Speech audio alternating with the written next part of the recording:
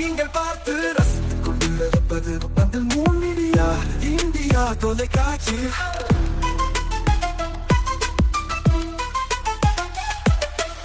நீங்கள் பார்த்து ரசித்துக் கொண்டிருப்பது உங்கள் மீடியா இந்தியா தொலைக்காட்சி. நீங்கள் பார்த்து ரசித்துக் கொண்டிருப்பது உங்கள் மீடியா இந்தியா தொலைக்காட்சி.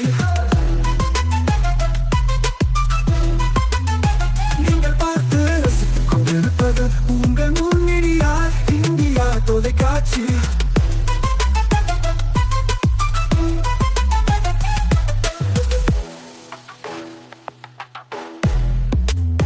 ஒரு திருக்குறள். அறத்துப்பால். வாழ்க்கை துணை நலம்.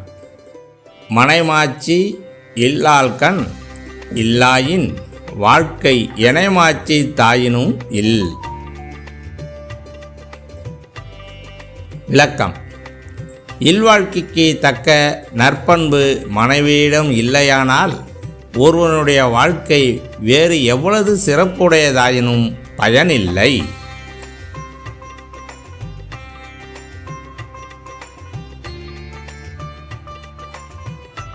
வணக்கம். மூன் மீடியா செய்திகள்.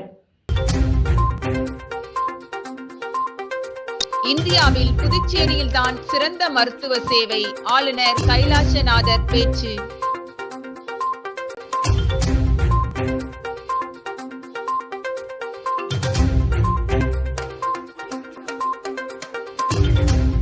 ஒப்பந்த ஆசிரியர்கள் 2 நாள் உண்ணாவிரத போராட்டம்.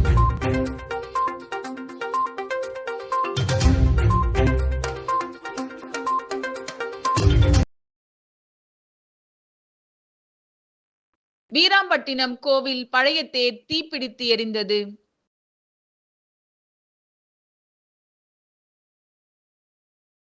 இனி விரிவான செய்திகள். இந்தியாவில் எந்த மாநிலத்திலும் இல்லாத அளவிற்கு புதுச்சேரி அரசு மருத்துவமனைகளில் அனைத்து வசதிகளும் தரமான சிகிச்சைகளும் கிடைக்கின்றன என்று துணைநிலை ஆளுநர் கைலாசநாதன் தெரிவித்துள்ளார்.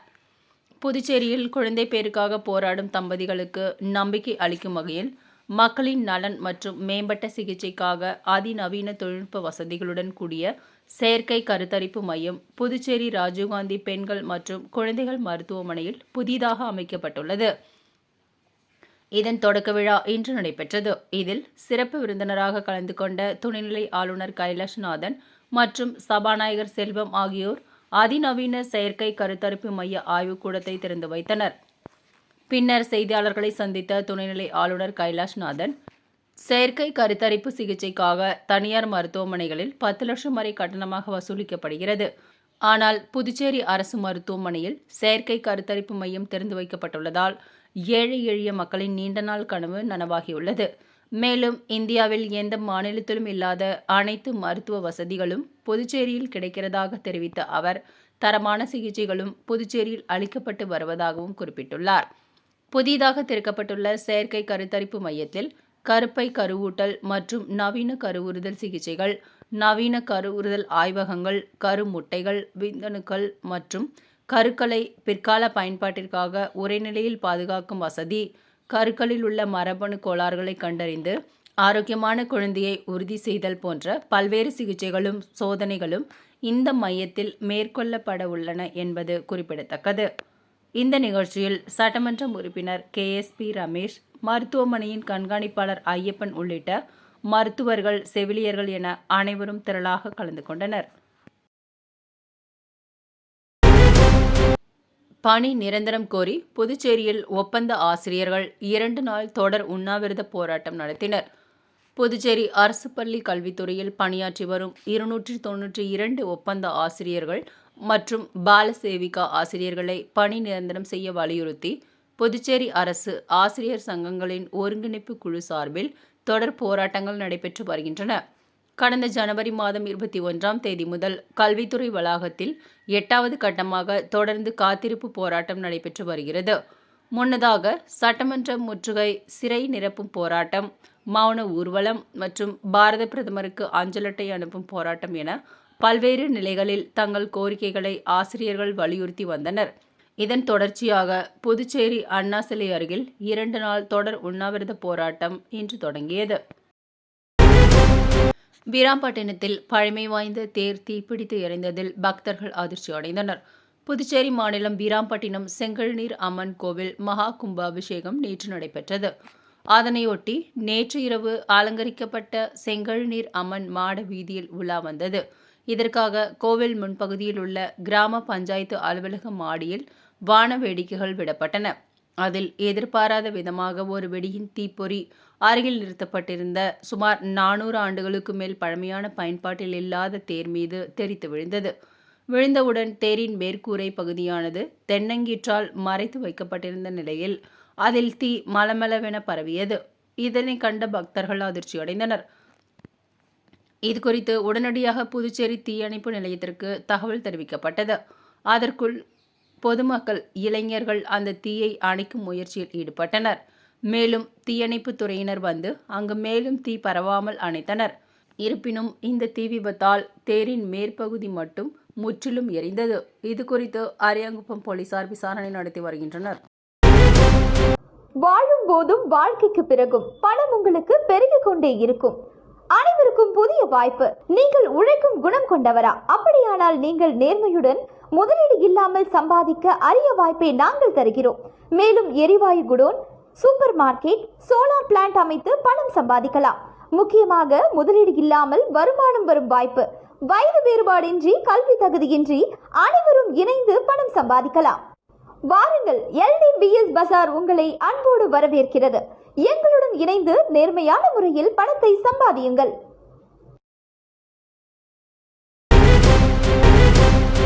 மின்சாரத்துறை தனியார் மயத்தை கண்டித்து புதுச்சேரியில் கண்டன ஆர்ப்பாட்டம் நடைபெற்றது. மத்திய அரசின் மின்சார திருத்த மசோதா 2025 மற்றும் மின்சாரத்துறை தனியார் மயமாக்கல் நடவடிக்கைகளை கண்டித்து நாடு தழுவிய போராட்டத்தின் ஒரு பகுதியாக புதுச்சேரியில் கண்டன ஆர்ப்பாட்டம் நடைபெற்றது. மத்திய அரசு நாடு முழுவதும் உள்ள மின்சார வாரியங்களை கார்ப்பரேட் நிறுவனங்களுக்கு விற்பனை செய்யும் முயற்சியில் ஈடுபட்டு வருவதாகவும், எனவே இதற்கு எதிர்ப்பு தெரிவித்து மின்சார ஊழியர்கள் மற்றும் பொறியாளர்களின் தேசிய ஒருங்கிணைப்பு குழு சார்பில் அகில இந்திய அளவில் வேலைநிறுத்த போராட்டத்திற்கு அழைப்பு விடுக்கப்பட்டிருந்தது. புதுச்சேரி மின்சாரத்துறையை தனியார் மயமாக்கும் மாநில அரசின் முயற்சியை கண்டித்தும் பொதுமக்களின் நலனை கருத்தில் கொண்டும் மின்சாரத்துறை தலைமை அலுவலகத்தில் கண்டன ஆர்ப்பாட்டம் நடைபெற்றது. மின்சாரத்துறை தனியார் மயமாக்குதல் எதிர்ப்பு போராட்டக் குழுவின் இணைத் தலைவர் உத்திராடம் தலைமை தாங்கினார். போராட்டக் குழுவின் ஆலோசகர் வேல்முருகன் முன்னிலை வகித்தார். போராட்டக் குழுவின் ஒருங்கிணைப்பாளர் ராமசாமி மற்றும் நிர்வாகிகள் தணிகை வேலன், ரவிச்சந்திரன் உள்ளிட்ட ஏராளமான பொறியாளர்கள் மற்றும் தொழிலாளர்கள் திரளாக கலந்து கொண்டு மத்திய மாநில அரசுகளுக்கு எதிராக கண்டன குரல்களை எழுப்பினர். போராட்டத்தின் இறுதியில் பொருளாளர் செந்தில்குமார் நன்றி கூறினார். கடந்த 2022ஆம் ஆண்டு 100% பங்குகளை விற்க முயன்று தோல்வியடைந்த நிலையில் தற்பொழுது மீண்டும் 51% பங்குகளை தனியார் மயமாக்க புதுச்சேரி அரசு ரகசியமாக முயன்று வருவதாக போராட்டக் குழுவினர் குற்றம் சாட்டினர். பொதுமக்களின் அத்தியாவசிய தேவையாக இருக்கும் மின்சார கட்டமைப்பை பாதுகாக்கவும், கார்ப்பரேட் ஆதிக்கத்தை தடுக்கவும் இந்த தனியார் மயமாக்குதல் நடவடிக்கையை உடனடியாக கைவிட வேண்டும் என அவர்கள் வலியுறுத்தினர். வங்கியாளர் கூட்டமைப்பு சார்பில் விழிப்புணர்வு நடைப்பயணம் புதுச்சேரி கடற்கரை சாலையில் காந்தி சிலையில் தொடங்கியது. இந்திய ரிசர்வ் வங்கியின் சார்பில் நிதிசார் கல்வி அறிவு வாரம் 2016 முதல் ஒவ்வொரு வருடமும் கடைபிடிக்கப்பட்டு வருகிறது.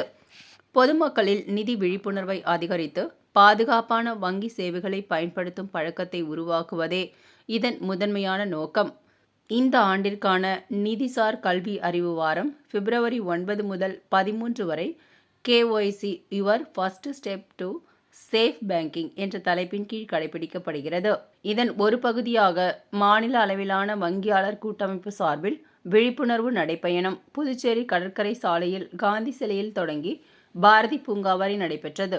இந்நிகழ்ச்சியில் மாநில அளவிலான வங்கியாளர் கூட்டமைப்பின் ஒருங்கிணைப்பாளர் வெங்கட சுப்பிரமணியன், இந்திய வங்கியின் உதவி பொது மேலாளர் சுப்பிரமணியன், இந்தியன் ஓவர்சீஸ் வங்கியின் துணை பொது மேலாளர் ரவிசங்கர் சாகு, புதுச்சேரி கிராம வங்கியின் தலைவர் ரத்தினவேல், மாவட்ட முன்னோடி வங்கி மேலாளர் சதீஷ்குமார் மற்றும் பல்வேறு வங்கிகளை சேர்ந்த அலுவலர்களும் கலந்து கொண்டனர்.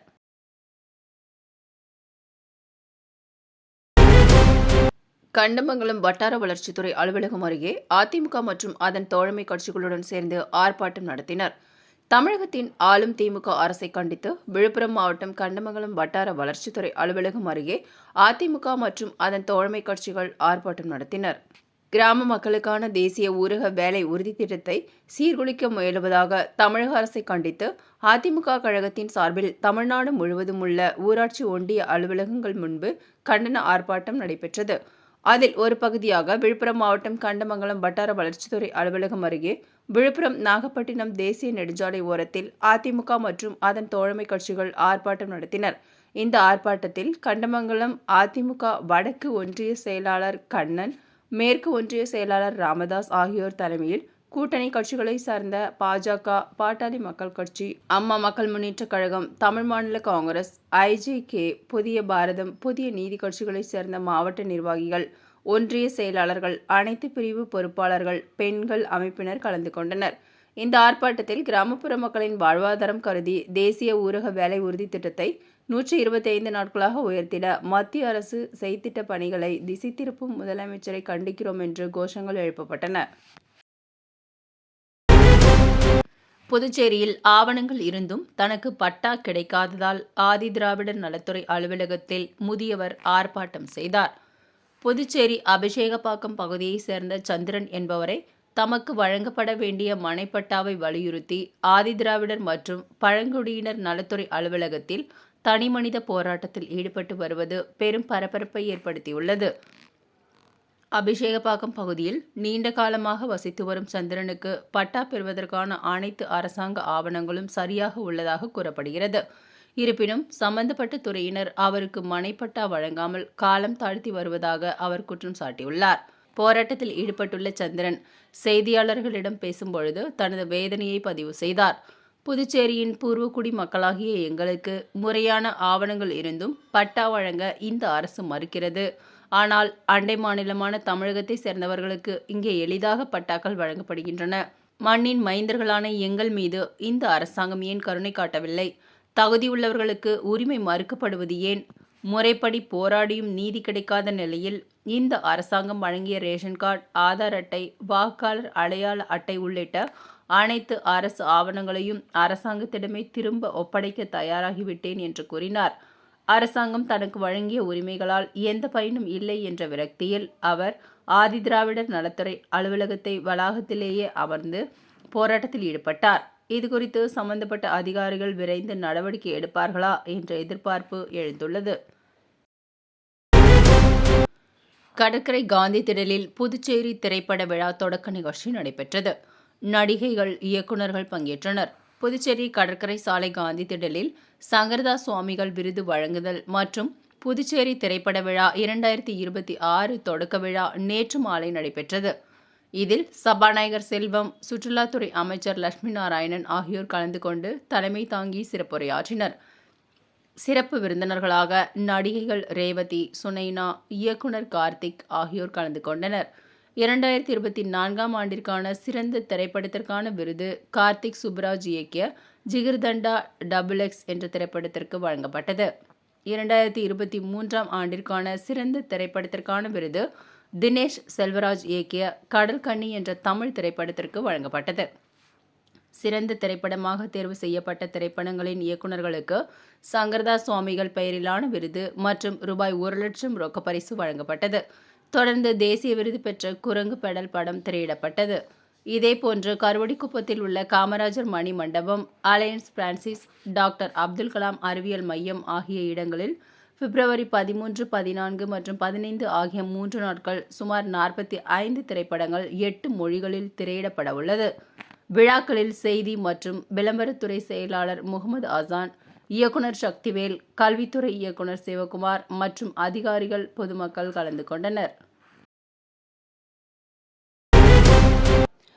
அபிஷேகப்பாக்கம் பகுதியில் ரூபாய் 16,38,000 மதிப்பீட்டில் சிமெண்ட் சாலை அமைக்கும் பணியை சட்டப்பேரவைத் தலைவர் ஏம்பலம் செல்வம் பூமி பூஜை செய்து தொடங்கி வைத்தார்.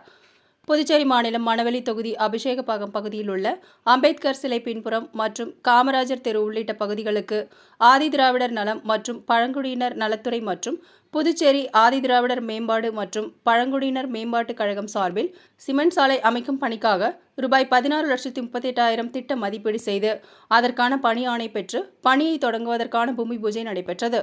இதில் தொகுதியின் சட்டமன்ற உறுப்பினரும் சட்டப்பேரவை தலைவருமான ஏம்பலம் செல்வம் கலந்து கொண்டு பணியை தொடக்கி வைத்தார். மேலும் இந்த நிகழ்ச்சியில் ஆதிதிராவிடர் நலம் மற்றும் பழங்குடியினர் நலத்துறை மற்றும் புதுச்சேரி ஆதிதிராவிடர் மேம்பாடு மற்றும் பழங்குடியினர் மேம்பாட்டுக் கழகம் செயற்பொறியாளர் விக்டோரியா, இளநிலை பொறியாளர் முகுந்தன் மற்றும் அப்பகுதி முக்கிய பிரமுகர்கள், பொதுமக்கள் பலர் கலந்து கொண்டனர். மீண்டும் இன்றைய தலைப்புச் செய்திகள். இந்தியாவில் புதுச்சேரியில்தான் சிறந்த மருத்துவ சேவை, ஆளுநர் கைலாசநாதர் பேச்சு.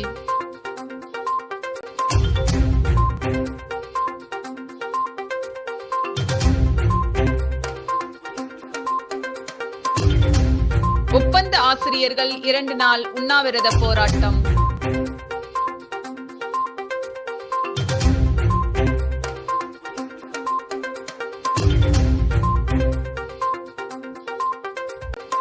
வீராம்பட்டினம் கோவில் பழைய தேர் தீப்பிடித்து எரிந்தது.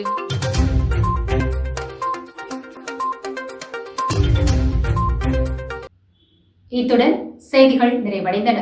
செய்திகளை உடனுக்குடன் தெரிந்து கொள்ள மூன் மீடியா சேனலுடன் இணைந்திருங்கள்.